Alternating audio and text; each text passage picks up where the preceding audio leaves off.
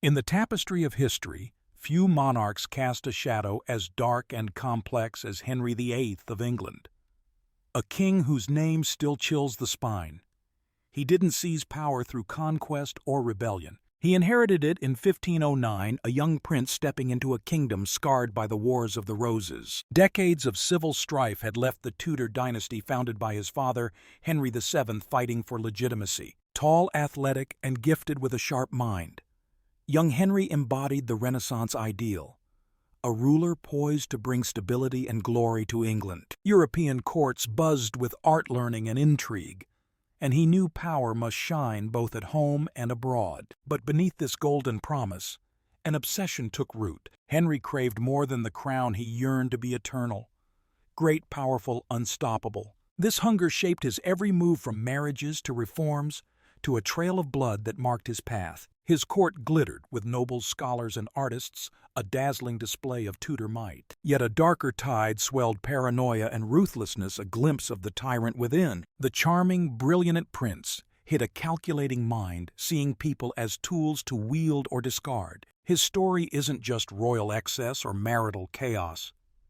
It's a saga of power's corrupting force, turning a hopeful ruler into a monster over nearly 4 decades. Henry's fixation on a male heir drove him. In the 16th century, a kingdom's fate rested on royal bloodlines. Without a son, the Tudors could crumble. This need led to 6 wives, each a step in his desperate quest. Katherine of Aragon.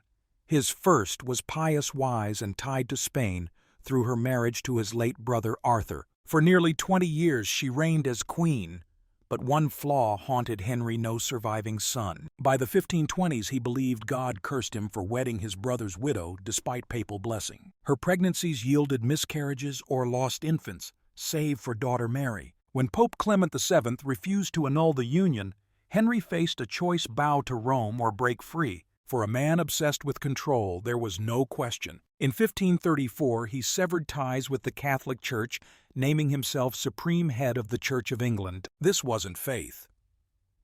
It was ego, a claim to rule souls as well as laws. Thomas More, the brilliant humanist and Lord Chancellor, saw the danger. Refusing to back Henry's supremacy, he died in 1535, the first killed for daring to defy the king's pride. Europe reeled, a man of honor slain to feed a growing tyranny. Henry's will now trumped conscience and faith. With Katherine cast aside, Anne Boleyn, young and bold, captivated him. Years of pursuit had torn England's religious fabric, and their secret 1533 wedding, before Katherine's annulment, showed his disregard for law. Anne bore Elizabeth another girl, no heir. Disappointment festered, and by 1536 paranoia turned on her. False charges of adultery, even with her brother, led to a sham trial. On May 19, 1536, a French swordsman beheaded her in the Tower of London, a swift mercy. Henry wed Jane Seymour the next day, cold and unyielding. Anne, just a failed step in his hunt. Jane, quiet and submissive, gave him Edward VI in 1537, the son he craved. Joy swept the court, the Tudor line secure. But Jane died 12 days later, likely from birth complications, stirring rare grief in Henry. Triumph faded fast. The Pilgrimage of Grace. A northern revolt shook his rule, crushed with brutal killings. Thomas Cromwell, key to the Roman break, fell next, blamed for the failed match with Anne of Cleves, Henry's 4th wife. Executed in 1540. His head spiked on London Bridge, a grim warning. Anne of Cleves escaped with an annulment, lucky to live. Catherine Howard, young and beautiful, became wife 5. Alleged affairs, real or not, sealed her doom. In 1542, barely 20, she was beheaded, a rushed trial echoing Henry's cruelty. No mercy, no pause, just another casualty of his rage. Katherine Parr. Wife 6 wed him in 1543, surviving by submission, dodging a heresy scare in 1546. By then, Henry was a wreck, bloated, sick with leg ulcers, perhaps diabetes or worse. His mood swung wildly.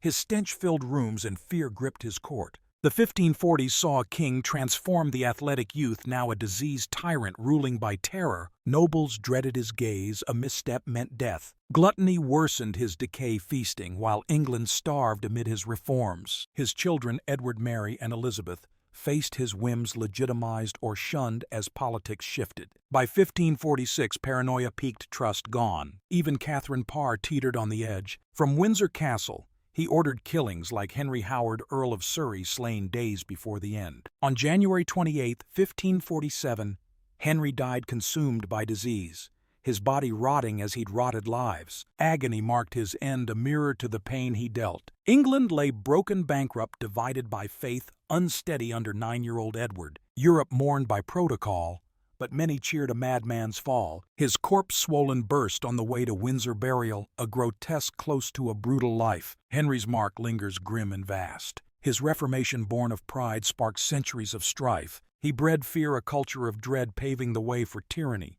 His heir quest failed.